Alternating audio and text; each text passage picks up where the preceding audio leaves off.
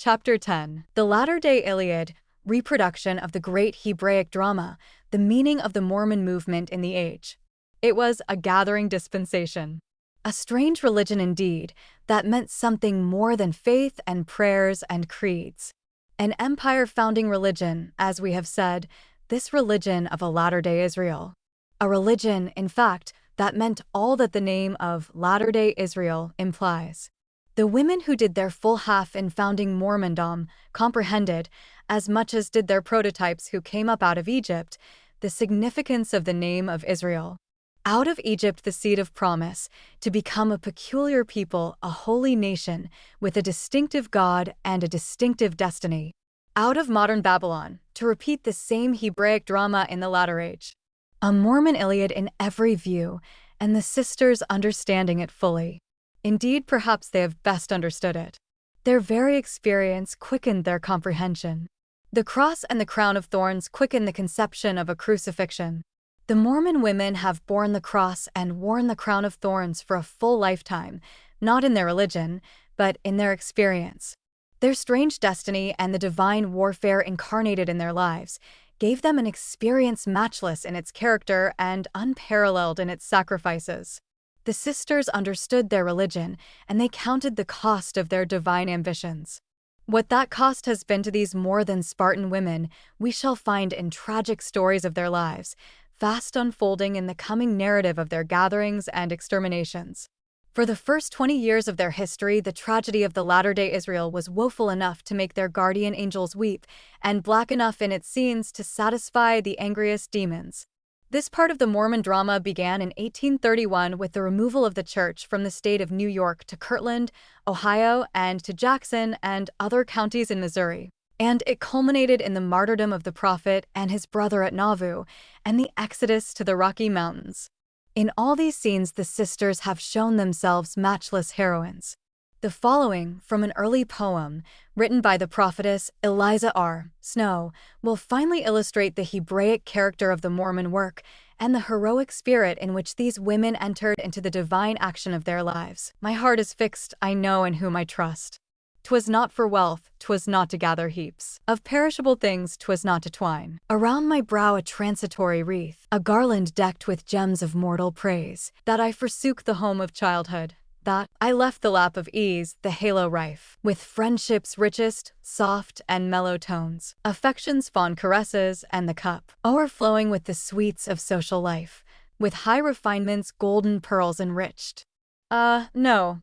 A holier purpose furred my soul, a nobler object prompted my pursuit. Eternal prospects opened to my view, and hope celestial in my bosom glowed. God, who commanded Abraham to leave his native country and to offer up, on the lone altar where no eye beheld, but that which never sleeps and only Son, is still the same, and thousands who have made a covenant with him by sacrifice are bearing witness to the sacred truth. Jehovah speaking has revealed his will. The proclamation sounded in my ear. It reached my heart, I listened to the sound, counted the cost, and laid my earthly all upon the altar, and with purpose fixed, unalterably, while the spirit of Elijah's God within my bosom reigns, embraced the everlasting covenant, and am determined now to be a saint, and number with the tried and faithful ones, whose race is measured with their life, whose prize is everlasting, and whose happiness is God's approval, and to whom 'tis more than meat and drink to do his righteous will. Although to be a saint requires a noble sacrifice and arduous toil, a persevering aim, the great reward awaiting the grand consummation will repay the price, however costly, and the pathway of the saint the safest path will prove, though perilous, for 'tis foretold, all things that can be shaken, God will shake. Kingdoms and governments and institutes, both civil and religious, must be tried to the core and sounded to the depth.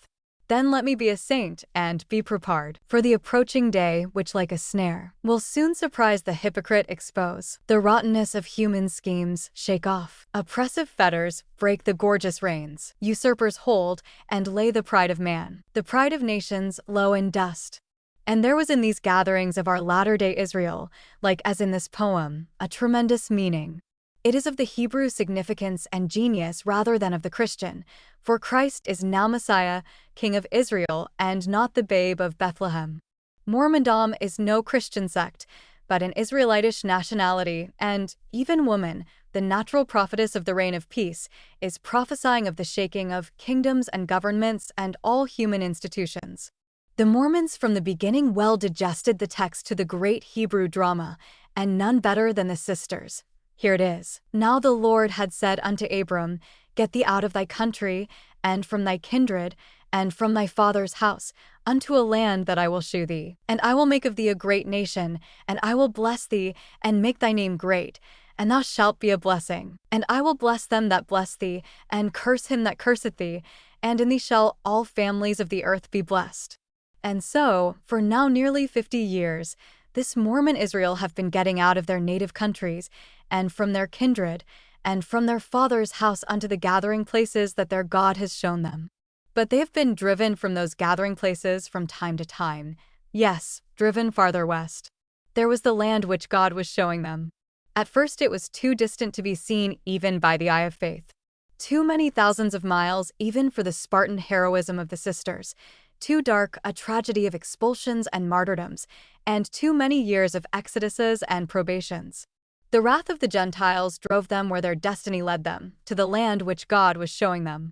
And for the exact reason that the patriarchal Abraham and Sarah were commanded to get out of their country and from their kindred and their father's house, so were the Abrahams and Sarahs of our time commanded by the same God and for the same purpose.